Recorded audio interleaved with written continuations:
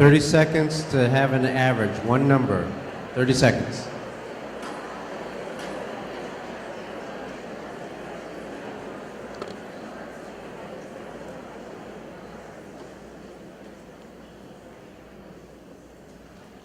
That was less than 30 seconds. All right, so how many of you, on average, have a 9 or 10? A 9 or 10? Okay, I expected every new principal to just raise your hand. You know, that's what we're going to have, Mr. Miles, 9 or 10.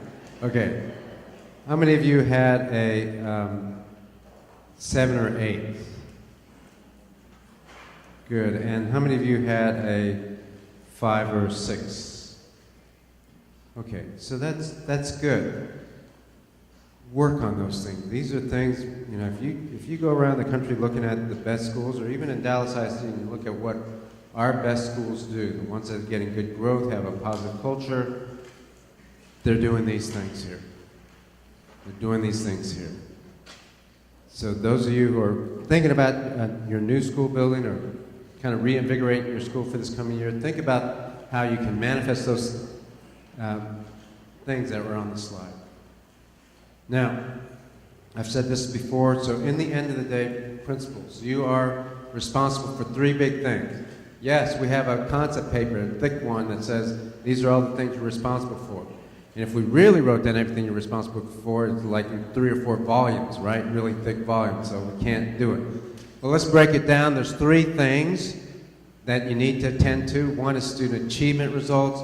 Number 2 is the quality of instruction. And number 3 is positive and supportive school culture climate. That is the main job of a principal. And fortunately or unfortunately, a principal has to do all 3 and have to be good at all 3. Can't just do achievement without good instruction, and it wouldn't happen anyway over time. Can't just do good instruction without higher achievement. You can't do either without a positive and supportive school culture. Got to be good at all 3. That's what we need. There was a time in the past when it was okay to just be good at that 3rd one. Have an orderly environment, positive, greet kids, you know, take care of the staff, raise morale. There was a time in our profession when that was enough. It is no longer enough, and the kids deserve more than that anyway. It's no good having a positive and supportive culture and then they can't read when they graduate. You know, so unfortunately we need all 3 these days. That's why it's tougher and tougher. That's what the job entails. So here's some other things that we in this district will focus on and you'll be assessed on in a large degree. No, I don't want to say that everything falls on your shoulders. Obviously they don't. Obviously the teachers have a big role to play in that. We're going to talk about that tomorrow and your guidance of them. And we know that you're not in this alone. You have the whole central office staff that is supporting you. If you talk to central office folks on the core team or in the cabinet, they will tell you, I don't apologize for the fact that school leadership, the principals, and the EDs, they're the main thing. All the other departments are in support of you. And we say that often. Sometimes it makes people mad when I say that. But there ain't no change happening at 3700 Ross compared to what's happening in the classroom. We're not going to get better results because of something at Ross. We're going to get better results mostly because of what's going on in the classroom. Change has to take place in the classroom and the schools. That's where the real work is happening. Student achievement is what we're about. Great instruction is what we're about. That's happening in the classroom and in the schools, not where we are. So we get that all this side of the house has to support you, has to support the schools. And continue to call us, continue to press your EDs to call Central when we're not doing that. When we at Central are not doing the things that make your job easier or more effective, then we have work to do, and we recognize that. All right, here are some of the things that school leaders you need to attend to. We will be helping you with, we'll be looking at it, we'll be assessing it, and we did last year, we're going to continue to do that. Philosophy first. It is undeniable now that people have to have core beliefs, they have to have a set of values, and we have to attend to it. Every strong organization does that. We're going to continue to do that. We do want your teachers to know how it looks on the ground to have these core beliefs and to have a positive and supportive culture. Philosophy first. Teachers don't believe that all kids can learn or that we can learn at high levels, we're going to have problems. And we are insisting that you help your staff get to that point. Now, it almost goes without saying, but we got to make sure that you too believe that all kids can learn. That there are, yes, there are challenges with the environment that a child comes from. We know that we have to work collectively, we have to have collective impact, but in the end of the day, you got to be confident that when that kid steps in the building of your school, you and your teachers will make a difference. And that all of our kids, regardless of their background, regardless of the environment they come from, can attain.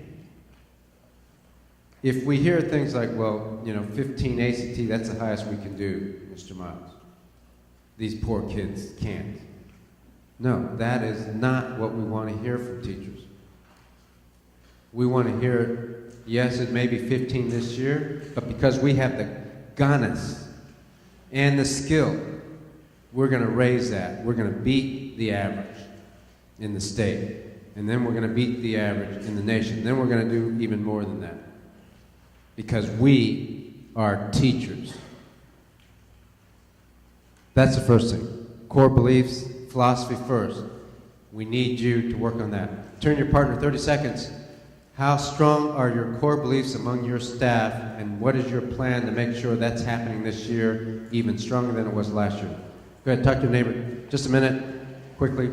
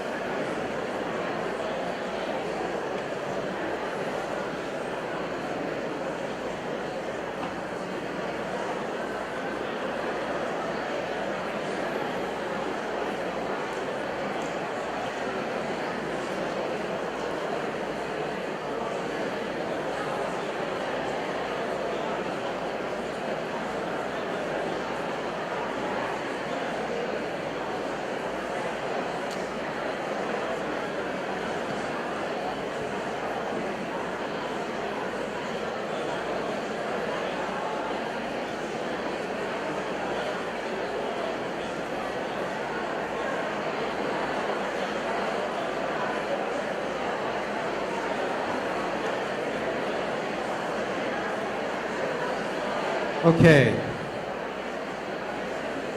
Just a couple examples of that.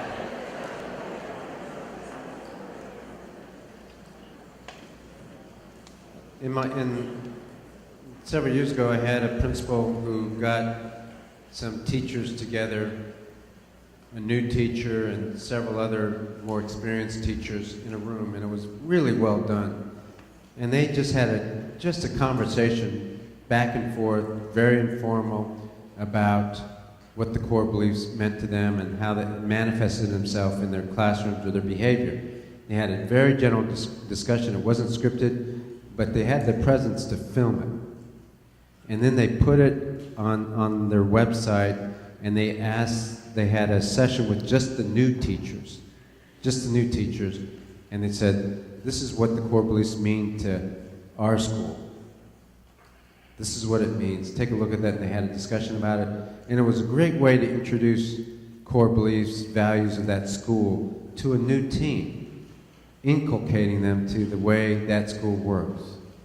What are some other things that you have done to really emphasize the core beliefs in your buildings? How about a couple of responses, examples of what have you done this last year to help your staffs with core beliefs, values, expectations.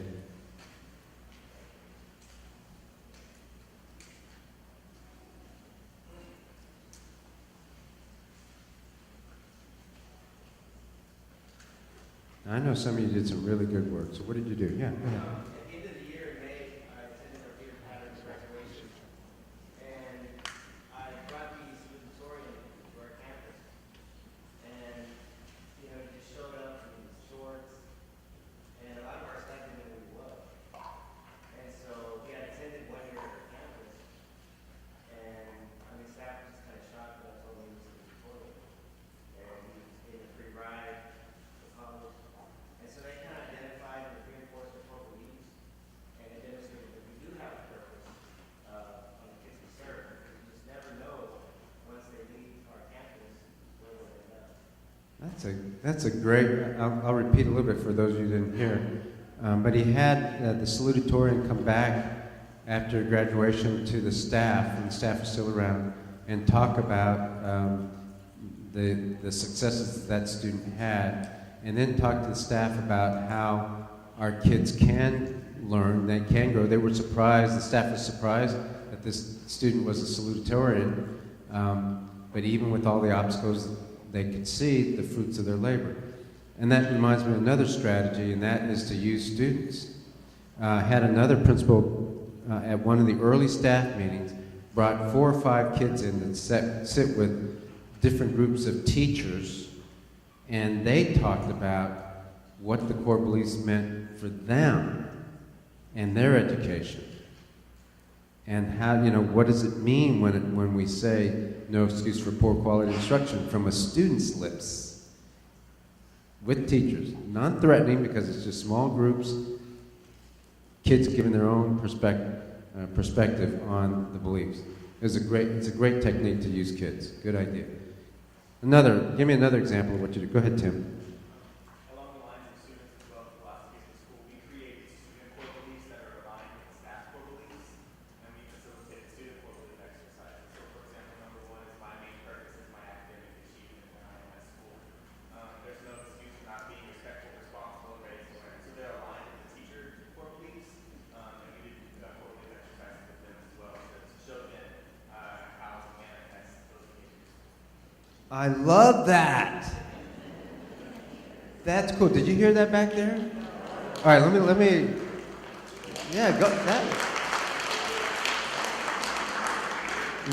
What Tim did in his school was his staff and he created student core beliefs that matched the core beliefs of the district and for the staff. So he has student core beliefs and they match. So, for example, if I'm a student, my main job while I'm at school is to learn, and reach greater academic proficiency.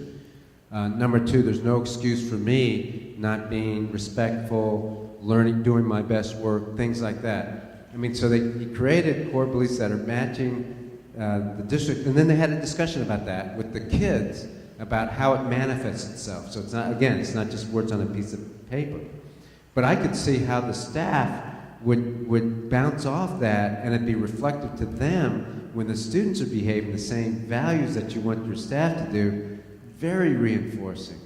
That is too cool. Too cool for school, man. Too cool for school. All right, one more. Great ideas. Excellent. Anything else that you did last year?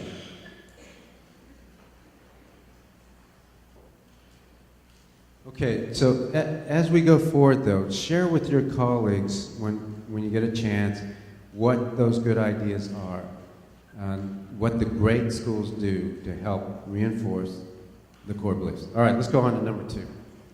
Work systemically. Here I'm going to focus on one thing, on what working systemically means. You know, it means several things. But one of the things that it means is you have to attend to the leverage points.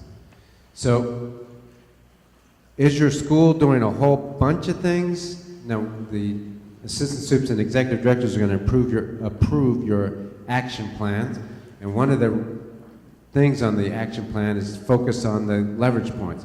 Or is your school focusing on the leverage points? Is a different school or district, and is it focused on all these things, or are you focused on leverage points? What are you doing this year? You're going to overwhelm the teachers and staff, or are you going to be focused on the things that matter most? Every school might be a little bit different, and we will try not to add to that list of things that you have to do. So turn to your neighbor right now and talk about, can you identify the 3 or 4 things you're doing this year that matter most? Or is your school headed for something like this, where there's just too many initiatives, too many programs, too many things you're trying to teach your staff? Talk to your neighbor about that.